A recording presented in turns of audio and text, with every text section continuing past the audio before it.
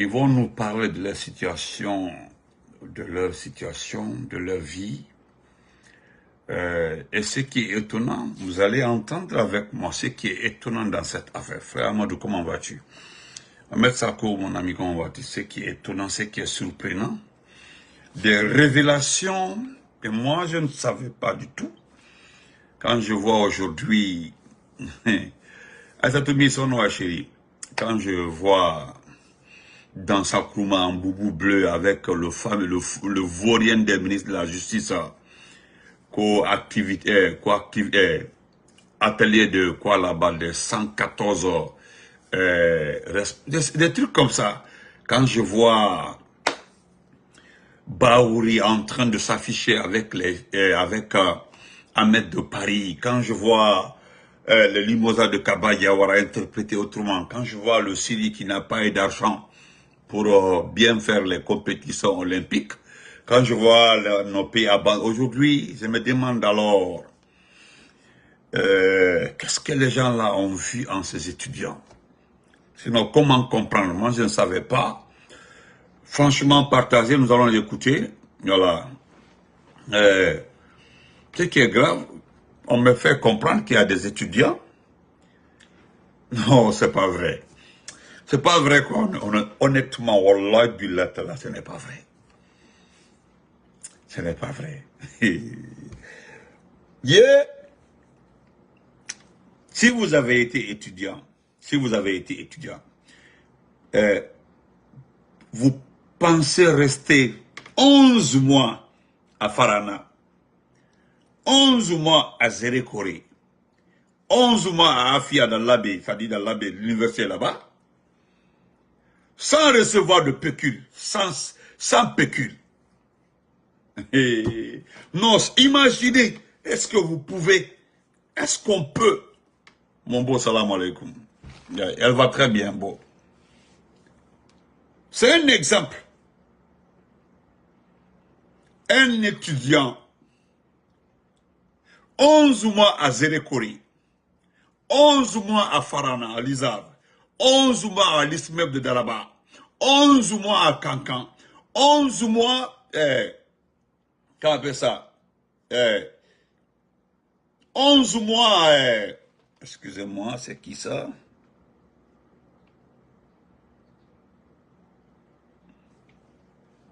Hein? 11 mois, je dis bien 11 mois à l'université de l'Abbé, rester sans pécule, sans rien recevoir comme argent, comment vous allez vivre? Ça, c'est la catégorie 2023-2024. Maintenant, il y a une autre catégorie d'étudiants, hein? Une autre catégorie d'étudiants de 2020, juste après le coup d'État, depuis le coup d'État jusqu'à aujourd'hui, ils n'ont rien reçu. Ah, Dantila, Adam, comment vas-tu? Dieu, ma chérie, comment vas-tu? Assa Diallo, comment vas-tu, ma cousine? Donc, nous, à chaque fois, c'est inhumain. Nous avons fait Farana. Moi, je connais Farana. Farana, hein, parce que avant l'université de Farana, étudiait pendant la saison des pluies. À Farana, nous commençons les cours au fin avril jusqu'au mois de décembre. Toute la saison des pluies, on étudiait. Imaginez-vous pendant la saison des pluies. Hein? Imaginez-vous, vous connaissez ce qu'on appelle en forêt la période de soudure. Tout le monde qui ne connaît pas la période de soudure, ceux qui sont à Konak, qui sont un peu habitués à certaines situations. Mais ceux qui sont à l'intérieur, à Zérékoré, à Farana, à Dalaba, demandez, Tidjanono est mon champion, mon petit frère de sang. La période de soudure à Farana. Et demandez des étudiants. Parce que quand tu manges de riz, c'est comme si le vent a soufflé le manger dans ta bouche. C'est tout. Mais, pour résister, je dis bien pour résister, hein? Pour résister,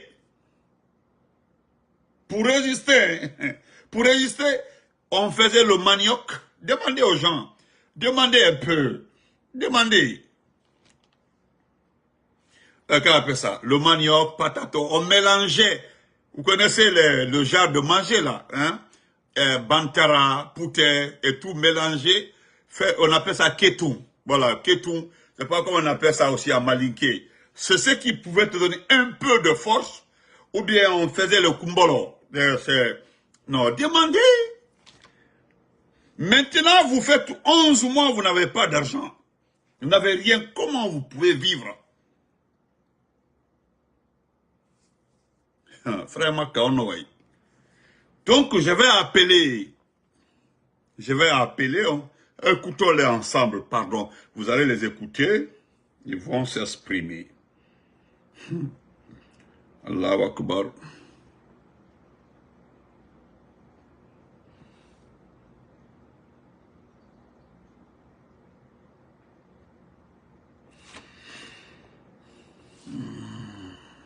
Ok, nous allons les appeler.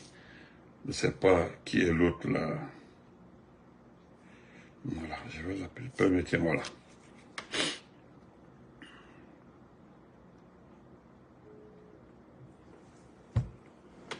Ah, Kumbolo.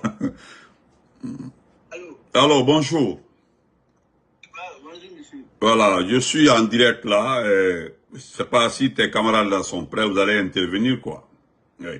Oui, donnez-moi quelques minutes, je vais les ajouter. Ouais. Soyez très clair dans le débat, quoi.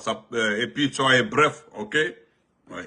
Il n'y a pas de problème, il n'y a pas de problème. Nous voulons avoir des clarifications par rapport à vos conditions de vie en Russie, quoi. Ok? Voilà. Je vois 4 personnes ici, hein, 4 personnes. Voilà, 3, 4, ok, 5 même. Ok, allez-y maintenant. Vous avez la parole, hein? Oui. Vous devez saluer les gens d'abord. Pompez les cœurs. Ne vous présentez pas, hein, ne donnez pas vos noms. Ne donnez pas vos noms, s'il vous plaît. Ne donnez pas vos noms. Ok? Voilà. Il n'y a pas de souci. Voilà, mon frère, ne donnez pas vos noms. Ne donnez pas vos noms, s'il vous plaît. Allez-y. Il n'y a pas de problème. Ok, merci. Vous avez la parole.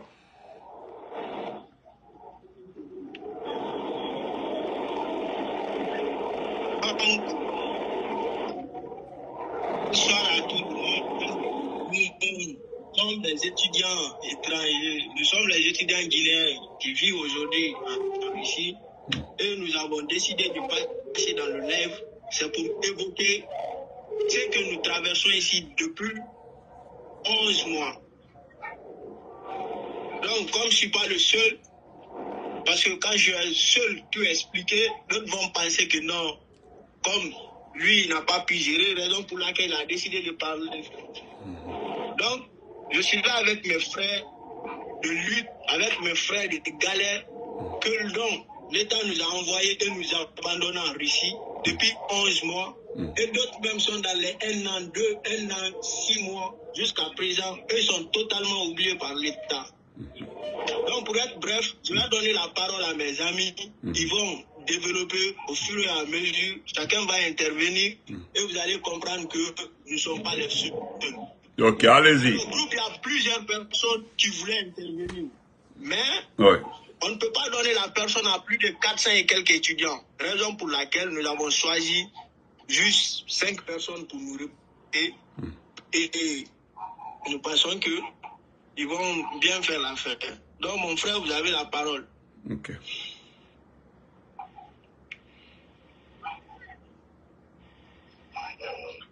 Je peux? Oui, allez-y, mon frère, allez-y. Vas-y. Salam alaikum à tous. Oui. Moi, je vais être bref sur ce sujet parce que c'est vraiment pitoyable de voir que c'est seulement les étudiants de la Guinée qui se mobilisent à travers les réseaux sociaux pour indiquer leurs droits. Ici, nous sommes avec plusieurs étudiants venant de différents pays, certes. Mais on n'a jamais vu ici d'autres étudiants se manifester comme tels. Oui. Par rapport à nos droits. Ce qui est vraiment pitoyable. Oui. On ne pouvait pas envoyer des étudiants ici, à l'extérieur, suivre les études sans les accompagner. Et chose que je voulais aussi évoquer, il y a des parents... Mon frère, oui. Est-ce que les autres peuvent couper les micros d'abord, quoi? Ils peuvent rester, mais couper les micros. Pardon. Oui. Merci beaucoup. Vous pouvez continuer. Vous pouvez continuer. Oui. D'accord. Oui. Je voulais dire, il y a des parents d'étudiants là-bas en Guinée, sachant la situation de notre pays actuel, qui se font endetter pour soutenir leurs enfants ici à l'extérieur. Chose qui est vraiment pitoyable. Les deux. Par rapport à nos bourses, on a appris hier que le décaissement, des trucs comme ça, c'est vraiment pas difficile parce qu'il y a un régime transitoire. C'est-à-dire, il justifie des trucs qui sont vraiment pas valables. Nous avons vu le Sénégal. Prenons exemple sur les pays voisins qui sont autour de la Guinée. Nous avons vu le Sénégal. Le Sénégal avec le conflit qui existe là-bas, le conflit politique bien sûr qui existe au Sénégal, mais arrive quand même à satisfaire les étudiants qui sont à l'extérieur. Et c'est un pays qui ne blague pas avec la bourse des étudiants qui sont à l'extérieur. Ça, c'est un exemple que nous devons prendre de un. Pourquoi la Guinée est toujours en retard par rapport aux situations de bourse, par rapport à ces différents cas qui se présentent devant nous aujourd'hui. Pourquoi nous sommes toujours en retard? Ça, c'est une question que nous devons vraiment soulever. Pourquoi nous sommes toujours en retard? Ils vont dire, ouais, c'est pas faute de décaissement, tout ça. C'est des justifications qui ne sont pas valables du tout. On parle de 9 mois, hein? Plus de 9 mois. Donc, décaissement, plus de 9 mois, mon frère. C'est pas valable. C'est pas professionnel du tout. Moi, je parle ici au nom de tous les étudiants. Ce que je vais demander aux autorités, c'est vraiment, avec leur réforme, c'est vraiment de faire bien les choses. Nous ne sommes pas contre ni pour quelqu'un là-bas. Tout ce que nous demandons, c'est de bien faire les choses. Avec 11 mois de retard, aucun étudiant ne peut, en fait, survivre comme tel. Déjà, il y a des assurances bientôt l'ouverture. Il y a des cas que je vais soulever tout à l'heure là, bientôt l'ouverture. Ici, on a un truc qu'on appelle Strahovka, l'assurance médicale, qu'il faut payer. Le coût s'élève à plus de $210 quand nous faisons la monnaie en dollars, plus de $210. Quel étudiant pourra en fait, payer ça si il n'a pas un petit combo à côté? C'est difficile. Avec des milliers d'étudiants qui vivent ici en Russie. C'est vraiment difficile. Ils n'ont qu'à un peu y penser. Ils ont été étudiants comme nous. Ils savent dans quelle situation nous sommes. Et ils ne peuvent pas fermer les yeux, croiser les bras sans agir. C'est pas normal du tout. C'est pas valable. Et puis il y a la guerre aussi, hein. Il y a la guerre, mon frère. La guerre entre la Russie et l'Ukraine. Bien sûr. Et tout ça, ça impacte nous, les étudiants qui vivent ici en Russie. Qui vivent ici en Russie. C'est pas vraiment bien. Les étudiants ici se retrouvent dans des situations vraiment déplorables. C'est pas bien du tout. Et quand nous appelons les autorités, ils nous disent que vous avez au moins la chance d'être là-bas parce qu'il y a 2 étudiants qui aimeraient se retrouver à votre place. Mais comment? Ils disent que parce que vous avez le pouvoir de travailler ici. Est-ce qu'ils se sont demandé combien d'étudiants guinéens qui se sont retrouvés ici dans les mains des autorités par faute de travail ici, par faute de boulot? Ils ne savent pas. Ils ne savent pas. Il y a des étudiants qui se font déporter ici. Ils savent, l'ambassade même est au courant de ça. Ils savent. Et ils ne peuvent pas nous dire que nous avons la chance de travailler. Ici, pour travailler, c'est pas vraiment facile, en fait, comme vous le savez. C'est pas des boulots qui correspondent, en fait. C'est pas des boulots pour étudiants. Des boulots, voilà. C'est des boulots très sales, Très, très sales, même, effectivement. Oui, je connais. Sur le bateau, ramasser les ordures, le bateau, c'est pas le travail d'un étudiant. Oui, ça au moins. C'est pas le travail d'un étudiant. Non. Ils doivent savoir que ils nous envoient ici dans le cadre d'études. Dans le cadre des boulots. Ici même, quand tu vas travailler, ton université, et quand ton université est au courant que toi, tu es là seulement pour travailler, ils vont t'appeler pour te faire savoir que, mon frère, tu n'es pas venu ici dans le cadre du travail, tu es venu ici dans le cadre des études. Si tu veux travailler, retourne-toi chez toi, tu cherches un visa de travail pour venir travailler ici en Russie. Bon. Ils le savent. Mais ils ferment les yeux et ils croisent les bras. Chose qui est vraiment pitoyable. Donc, nous lançons un appel à travers ce live aux autorités de notre pays pour qu'ils puissent vraiment accélérer les choses. Bientôt l'ouverture des classes. C'est pas facile pour tous les étudiants de payer seulement l'assurance médicale, de payer le dortoir et mener d'autres activités. Attendez, l'assurance médicale, là, l'assurance médicale, vous payez ça vous-même ou bien c'est l'État qui paye? Nous payons nous-mêmes. C'est nous-mêmes, nous payons ça ici nous-mêmes. L'assurance médicale? Oui, l'assurance médicale, bien sûr. Ah ouais. Qui s'élève à 210 $, si nous faisons la monnaie 18 000 roubles, qui va dans l'intervalle de 210 $ comme ça, 215 $, je crois bien. Wow. Donc, nous lançons un appel vraiment aux autorités de nous venir en aide, de vraiment faire accélérer les choses. Parce que depuis la sortie du directeur du SNAP, M. Bamba, il a dit dans sa sortie que la paye, qui vont effectuer la paye au bout d'une semaine, depuis le mois de juillet. Aujourd'hui, nous sommes au mois d'août. Oui. Jusqu'à présent, cette paye n'est pas effectuée. C'est vraiment pitoyable. Oui. Nous vivons avec des étudiants ici, en fait, d'autres étudiants qui sont vraiment à l'aise, auprès desquels nous nous endettons même, nous partons même pour prêter de l'argent, chose qui est vraiment pitoyable, tout en sachant que tu es un boursier de ton État. Oui. Mais tout le monde ne veut pas dire ce sujet-là parce que, par peur. C'est-à-dire, vous partez crédit de l'argent avec d'autres étudiants. D'autres étudiants, effectivement. Non. D'autres étudiants. C'est chose pas qui possible. est vraiment pitoyable. C'est pitoyable. Yeah. Vraiment pitoyable. Donc, à travers ce live, nous lançons vraiment un appel aux autorités de notre pays pour pouvoir accélérer les choses. Ils vont entendre, ils sont là, ils vont entendre. Ils vont entendre, ils sont là. Entendre, Inch'Allah, nous le souhaitons, parce que bientôt l'ouverture des classes, nous ne pouvons pas faire les choses seuls. Il y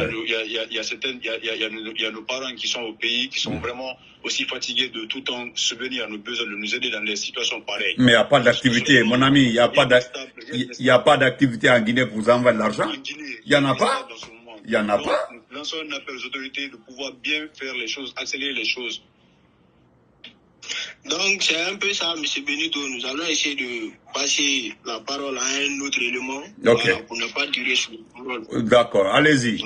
Allez-y. Oui. Le suivant. Le suivant passe.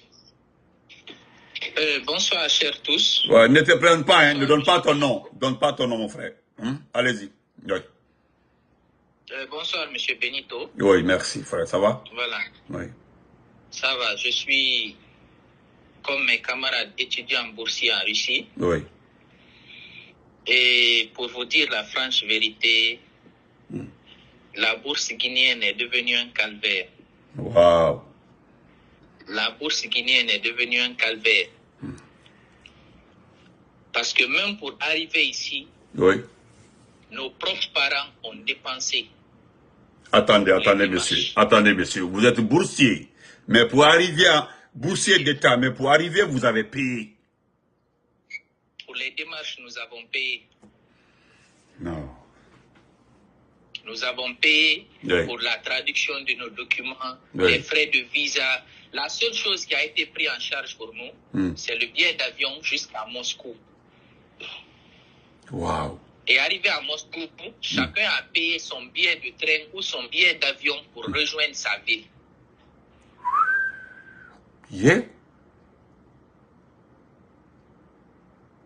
Et une fois chacun dans sa ville, chacun a payé le loyer annuel de sa propre poche.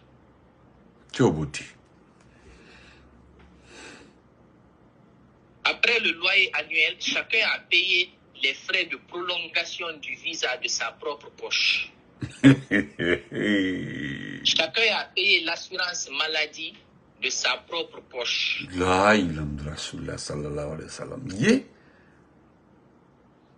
La seule, je peux dire, le seul avantage qu'on a eu, c'est juste le billet d'avion et la gratuité des études.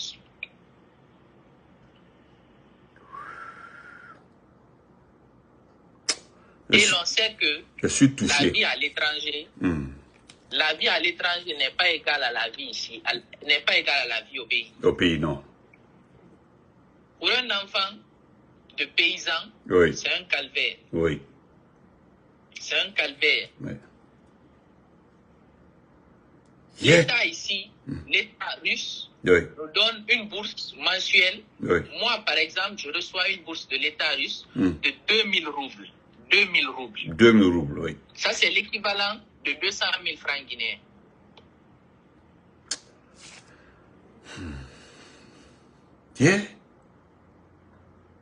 C'est pour dire que Pour celui dont les parents n'ont pas les moyens. Les parents sont au village, par exemple. Les parents sont au village, par exemple. Comment lui va faire? Je ne veux juste pas, je ne vais pas tutoyer, mais dans le confin secret, on a beaucoup de nos camarades qui sont arrivés jusqu'ici, mais à cause du calvaire, ils se sont retournés. Des boursiers, quoi. Ils sont rentrés. Des boursiers. Il y a des boursiers qui sont rentrés. Waouh. Parce que c'est pas facile. C'est un pays qui ne fait pas de cadeaux. Il n'y a pas de fils habile là ici. Il n'y en a pas. Il n'y en a pas. Tu n'as pas d'argent, tu ne manges pas. Tu n'as pas d'argent, tu n'auras pas où dormir.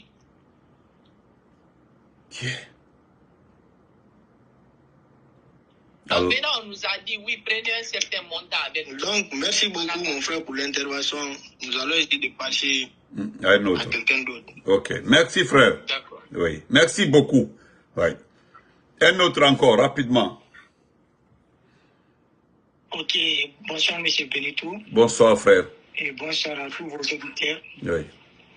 Ce fut un immense plaisir de vous échanger avec vous pour nous aider à dire ce que nous ressentons dans notre vie. Parce que mon frère, je suis touché de vous aider. Je sais que vous vivez dans les difficultés. Vraiment, c'est un cadeau pour vous. Ma page, c'est pour vous, ok?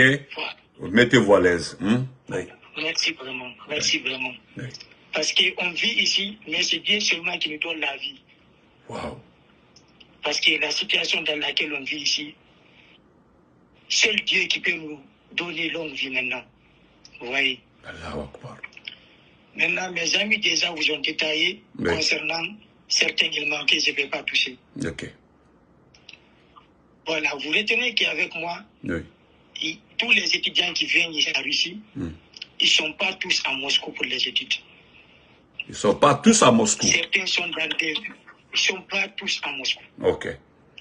Certains sont dans des villes très éloignées, qui sont obligés même de payer des billets d'avion pour partir là-bas. Wow. Certains utilisent les trains pour partir là-bas de 1 heure de marche ou bien 1 jour de marche, qui ne sont pas à Moscou. Oui. Maintenant, tous les étudiants qui arrivent à l'aéroport, ils sont abandonnés à l'aéroport. Il n'y a pas de réception à l'aéroport. Il n'y a pas de réception de l'ambassade à l'aéroport. Voilà. La réception qui est là-bas, ils vont partir là-bas, ils vont vous demander de payer vos frais de bus qu'ils ont loués. Vous voyez?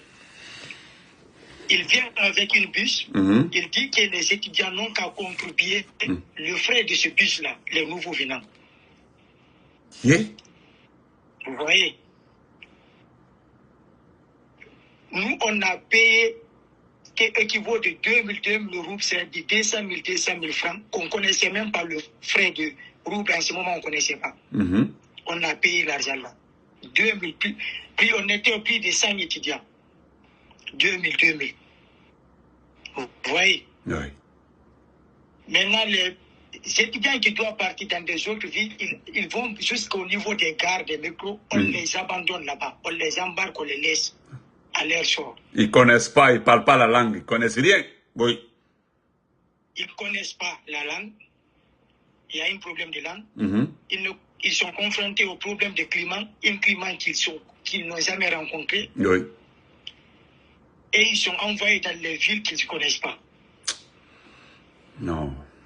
Certains, premièrement, sont confrontés au problème de l'installation des foyers. Comment ils peuvent rentrer dans une université, ils ne connaissent pas la langue, comment communiquer avec les gens des portes de sécurité. Parce qu'à la Russie, il y a ce qu'on appelle la sécurité. Il y a une grande porte. Si vous ne passez pas les sécurités, vous ne pouvez pas accéder à l'intérieur des maisons pour parler au directeur des responsables des maisons. À la porte, d'abord, vous ne parlez pas la langue. Wow. Vous voyez? Certains sont obligés d'appeler entre eux des amis, des connaissances, par exemple des frères entre eux, pour qu'on puisse les... Pour interpréter quoi? Pour interpréter. Oui. C'est la réalité. Oui. Ça, c'est l'installation. des étudiants. Maintenant, arrivé là-bas, je vais vous parler concernant au niveau du paie des étudiants, le bourse qui soi-disant qu'ils nous donnent. Oui.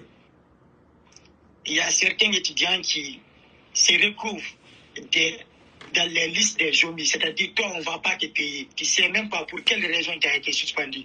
Ah, on dit toi, oui, on m'a expliqué ça. Toi, on ne te paye pas. Oui, il y a des étudiants qu'on ne paye pas. Oui.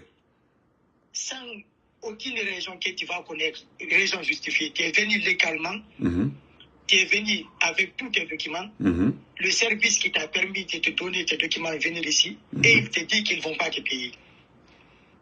Il y a ces genres d'étudiants.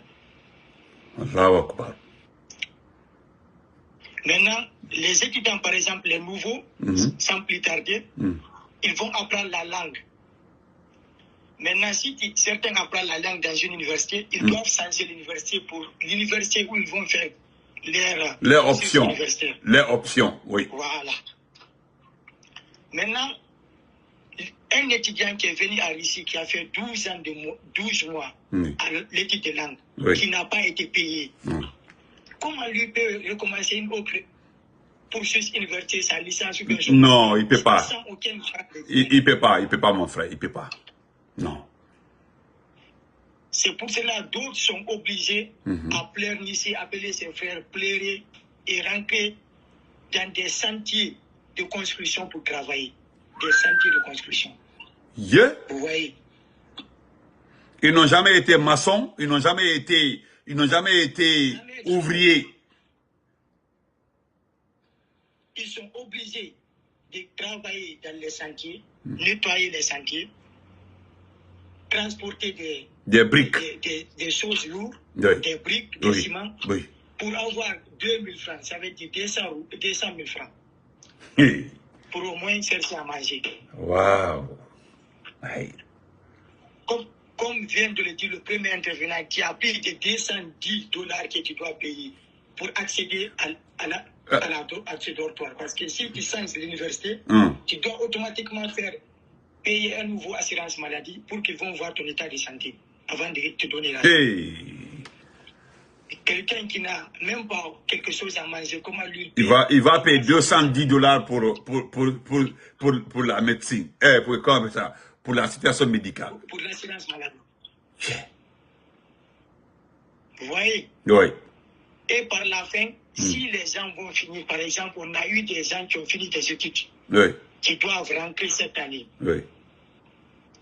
Ils ont des problèmes, c'est-à-dire les billets de retour. Ça, il y a certains même qui rentrent payés par leur propre monnaie, l'argent, pour rentrer au pays. Pour rentrer au pays, oui. Il n'y a pas de billets de retour.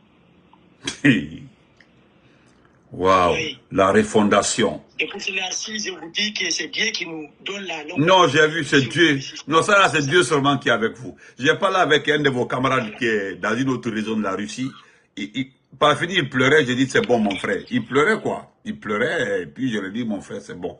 Voilà. Il me parlait jusqu'à il a pleuré. Sans monopoliser la parole, je lance à mon dernier frère qui va vous dire une réalité aussi, parce que chacun va dire ce qu'il vit. Allez, merci beaucoup, mon frère. Merci. Dites-lui de ne pas s'identifier. Hein. De ne pas s'identifier. Voilà. Voilà. Allez-y. Donc, là, tu peux intervenir. Mon frère, allez-y. Le second. Ok. Bonsoir. Bonsoir, mon frère. Oui. En tout cas, moi, c'est avec un cœur très attristé. Oui. Et que j'interviens dans ce live. Oui. C'est vraiment déplorable comparativement aux autres étudiants boursiers des autres pays. Oui. C'est vraiment déplorable. Oui. Parce que là, en fait, la situation de la vie en Russie, elle est très difficile, elle est très compliquée. Vous ne pouvez pas envoyer des étudiants ici en Russie et les abandonner à eux-mêmes. Oui. Nous savons pourquoi, comment nous sommes arrivés ici, comment nous sommes arrivés ici en Russie. Même pour le paiement de notre billet d'avion, c'était le problème. Il a fallu qu'on revendique on grève, on aille jusqu'au SNAP là-bas pour aller dire que nous n'avons pas, les autres amis sont partis, mais nous n'avons, jusqu'à présent nous sommes là. Pendant que les cours de langue sont très compliqués, il faut commencer en temps avec les autres pour pouvoir, n'est-ce pas, s'y mettre. Et c'est ce même jour qu'ils ont fait l'achat des billets d'avion, or ils ont fait compris qu'ils n'avaient rien reçu. Donc toute cette situation a continué jusqu'ici en Russie. Nous voilà à presque 12 mois, sans bouche. Comment nous mangeons, comment nous vivons, comment nous sommes logés, ce n'est pas les problèmes. Quand on les appelle, c'est pour dire, vous êtes déjà en Europe, vous pouvez vous débrouiller. Mais comment? Nous ne sommes pas là pour travailler. Nous ne sommes pas là pour travailler, nous sommes là pour étudier. Comment est-ce qu'un sac vide peut se tenir? Non. Peut se tenir debout? Non. Un sac vide ne peut pas se tenir debout. Il faut avoir la nourriture dans le ventre pour pouvoir étudier. Il faut avoir, n'est-ce pas, où dormir pour pouvoir étudier. Mais la Guinée, notre cher la Guinée nous a abandonnés. Oui, ils nous ont abandonnés. C'est ça la vérité. La somme qu'ils nous envoient est très petite, mais ils ne respectent pas encore. Ils ne respectent pas. Ouais. Je connais des étudiants ici qui sont là, qui prennent plus que nous. Mais ceux-là sont payés en temps. Mais nous ne sommes pas payés en temps et nous sommes négligés. Vraiment, c'est déplorable. 12 mois, nous n'avons pas de bourse. Comment est-ce que nous vivons? Ce n'est pas le problème. Ce n'est pas le problème. Il faut chaque fois que nous passons par les médias pour nous faire entendre. Ouais. Mais comment est-ce que nous pouvons étudier avec cette situation? Non. Depuis qu'ils ont dit qu'ils vont nous payer, jusqu'à présent, nous n'avons rien reçu. Nous n'avons absolument rien reçu. Ils passent sur les médias pour dire aux médias, pour faire comprendre aux médias que oui, tel délai, ils vont recevoir l'argent. Depuis que le directeur du SNAP a parlé. Depuis qu'il a parlé, ça fait maintenant 3 semaines. 3 semaines, oui, je l'ai écouté. 3 semaines. Je pensais même qu'on allait vous payer le jour suivant. Tellement qu'il a donné de bonnes explications. Un salaud. Ouais. Mais rien. Nous n'avons rien reçu. Quand on les appelle, non seulement ils ne nous parlent pas bien, mais vraiment c'est déplorable. Vraiment, nous voulons par ce live que la Guinée, le colonel et consort vraiment nous viennent en aide. Parce que c'est compliqué. Moi, je prends l'exemple sur moi personnellement. Bientôt, je dois payer mon dortoir. Je dois payer quelque chose de 10 000 roubles pour mon dortoir toute l'année. Ça fait plus de 4 et 5 millions de francs guinéens. Ouais. Où je vais prendre l'argent? Ouais. Où je vais prendre l'argent? Je n'en ai pas. Je suis obligé d'appeler les parents. J'ai eu des problèmes de yeux ici. On a appelé à l'ambassade. Ils ont dit qu'ils vont appeler en Guinée. Je partais à l'école, mes lampes coulaient. Je partais à l'école, mes lampes coulaient. Je n'avais même pas je ne pouvais pas suivre les cours. Mais j'étais obligé d'appeler les pauvres parents au pays pour qu'ils puissent s'endetter. Ils disent que non. Bon, ok, ce qu'on va faire, on va te prêter de l'argent, mais quand la bourse va venir, on va enlever dedans. Actuellement où je vous parle, quand j'ai appelé mes parents ont dit qu'ils n'ont pas l'argent. Ils m'ont prêté de l'argent. Ils m'ont prêté 40 000 roubles. Ça veut dire que quand la bourse va venir, ils vont couper là-dedans. Ils vont couper dedans, oui. Et le peu qui va rester, comment je vais payer mon loyer? Mais comment tu vas rentrer même? Quand tu fais ton doctorat, comment tu peux rentrer? Comment je vais faire? Donc c'est vraiment compliqué. C'est très très compliqué. Vraiment, nous passons par ce live pour vous faire entendre qu'ils vous viennent en aide. Sinon, deux seront renvoyés encore. Parce qu'il n'y a pas d'argent. Comment est-ce que tu vas payer le loyer? Comment est-ce que tu vas payer les frais d'assurance maladie? Comment tu vas faire la carte verte? Comment est-ce que tu vas être mangé? C'est compliqué. Ouais. Vraiment, c'est compliqué. C'est compliqué. Jusqu'à quand allons-nous attendre? Voilà, jusqu'à quand? Parce que l'imbécile a parlé, moi je pensais qu'il allait vous payer. Je l'ai même écouté, hein. Mais quand? Quand est-ce? Quand est-ce que vous allez payer? Quand est-ce? Chaque jour, c'est les fausses promesses. Des fausses promesses, des belles paroles. Mon frère, dans des conditions normales, il ne doit pas avoir de promesses. Vous devez avoir votre dû. Normalement, il ne doit pas avoir de promesses. Jusqu'avant le coup d'État, est-ce qu'il y avait cette situation avant le coup d'État? Il n'y avait pas de problème. Avant le coup d'État, tout était réglé à l'avance. Tout était réglé. Tout était réglé. Non, mais il a dit qu'ils ont fait le virement. Est-ce que le virement peut prendre 3 semaines pour Où ils ont fait le virement? Où ils ont fait le virement? Où? ici d'abord, il y a ici, il y a un problème de transaction ici en Russie. Oui. Donc, il faut forcément passer par la Turquie. Mais quand l'agent vient en Turquie, ça ne va pas faire 3 semaines pour que l'agent nous arrive. Non. Non. Ça, 2 à 3 jours suffit pour que l'agent nous revienne. Mais rien. Donc, vraiment, nous faisons appel à la nation guinéenne. Okay. Du courage, mon frère. Des étudiants qu'ils ont envoyés ici en Russie. Ils savent qu'ils ont envoyé des étudiants. Oui. Qu'ils le savent, qu'ils se rappellent de vous. Oui. Et vous coupez vos micros. Ceux qui ont tiré de parler, coupez vos micros. Oui. Vraiment, monsieur. Merci beaucoup, mon frère. C'était pour ça. Merci. Portez-vous très bien, du courage, hein, que Dieu vous protège. Monsieur Benito, je voulais terminer par un truc là, quoi. Ok, allez-y, oui. En fait, voilà, j'aimerais juste que si le gouvernement il nous écoutait, c'est que les gars ils nous écoutent. Ils vous écoutent, mon frère, ils sont là, ils vous écoutent. Voilà. J'aimerais juste qu'ils comprennent que tous les Guinéens boursiers qui sont là, nous sommes endettés, donc ils vont juste avoir pitié de nous, payer notre argent pour que nous allons rembourser les dettes et prendre notre dette. Ouais. Parce qu'aujourd'hui, moi dans ma ville, presque ce sont mes frères gabonais qui m'aident, parce que moi je suis seul Guinéen dans ma ville.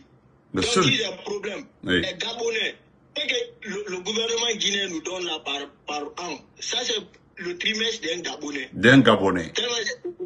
C'est ça, un Gabonais reçoit pendant 3 mois. C'est que nous, on prend par an. Donc, moi, s'il n'y avait pas les Gabonais, les gars très cool avec moi, là, j'étais pas bon. Parce que je suis le seul Guinéen dans ma vie. Et puis, au Gabon aussi, il y a une junte, hein. C'est une junte qui est au Gabon, hein. Une junte militaire. Même les Maliens qui sont là. Oui. Les gars, au fait, c'est nous les moins payés, mais c'est nous encore, à chaque année, il faut que nous... Vous ne recevez pas. Pour avoir d'argent. C'est un peu bizarre. Donc nous sommes trop endettés, ils vont essayer de nous aider pour qu'on rembourse et prendre d'autres dettes, quoi. Parce que ça ne peut pas changer, au fait. Donc c'était juste ça. Merci. Du courage à tout le monde, hein. Voilà, je salue vos amis. Voilà. Il y a un qui veut ajouter ou bien c'est bon maintenant? Monsieur Benito, bonsoir. Bonsoir mon frère, allez-y. Ouais. Voilà, et par là, moi personnellement, je n'aurais pas peur... moi personnellement, je n'aurais pas peur de me présenter, ni que ce soit parce que sincèrement, on n'a pas de conseil du mal, mais juste réclamer ce qui nous a été promis par l'État, au fait. Vous comprenez un peu? Oui. Donc moi, ces gens doivent communément appeler à Moscou Kakouy. Kakouy. C'est comme ça que tout le monde m'appelle et c'est comme ça que tout le monde me connaît. Oui. Donc, moi, ça fait maintenant 2 ans que je suis là. Donc, je suis la plupart des jeunes qui parlent comme ça, leurs doyens. Ok. Allez-y, allez-y. Voilà.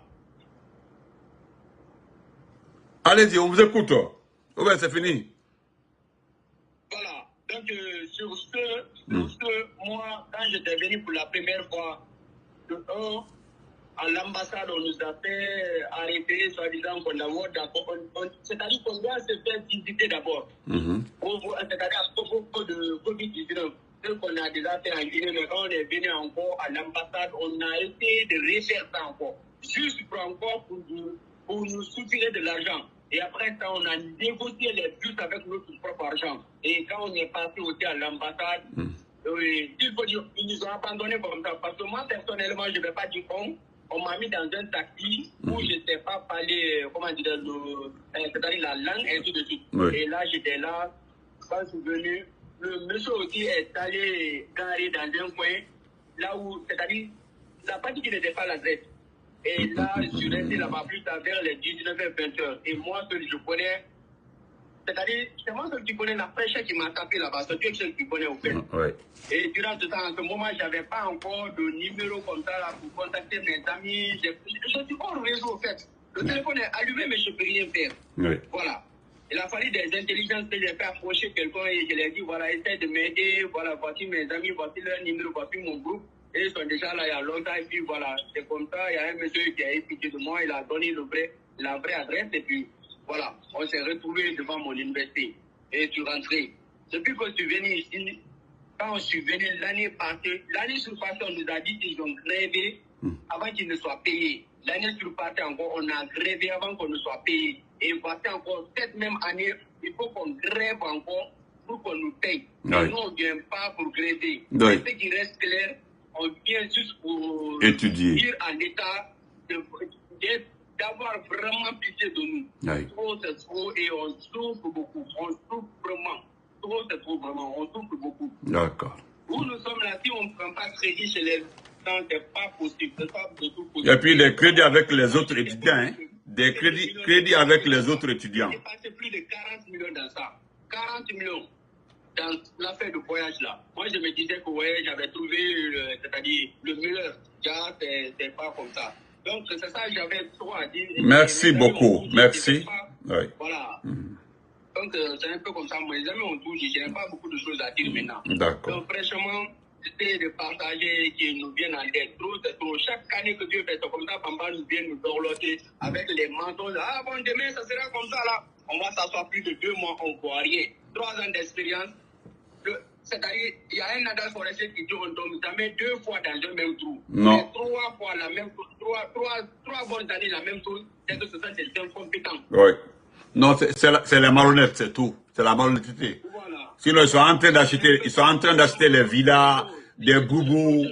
Voilà, il faut la mamaya, tout ça là. Ok. Merci beaucoup. Merci à tous. Voilà. Ouais, merci M. Benito. Donc pour terminer, c'est ça. Comme mon frère a dit, quand il dit c'est chaud, c'est que c'est vraiment chaud. Merci à toi aussi pour avoir organisé ce débat-là. Merci beaucoup. Ouais, on est ensemble. Merci. Ouais, on est ensemble. Oui. Donc, vous ne prendrez pas dans ma bouche, vous avez entendu les chers étudiants. Nous allons laisser le second sujet là prochainement. On allait vous montrer, je voulais juste montrer ça à M. Baouri. Parce qu'il est le chef du gouvernement. Regardez M. Baouri. Voilà. M. Baouri, ce sont les étudiants. On écoutait les étudiants vivant en Russie qui sont abandonnés. Mais regardez-vous, M. Baouri. Regardez-vous, M. Baouri. Ça, c'est vous, hein? Vous êtes le chef du gouvernement, mais regardez, M. Baouri, voilà ce que vous pouvez faire.